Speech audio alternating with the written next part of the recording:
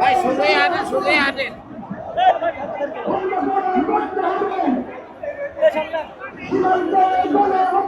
বন্ধ করে করতে হবে বাইরে গেছে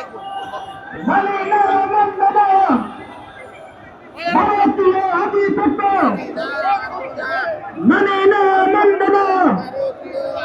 সীমান্তে পেশিন বন্ধ করা করতে হবে দিল্লি না ঢাকা ঢাকা ঢাকা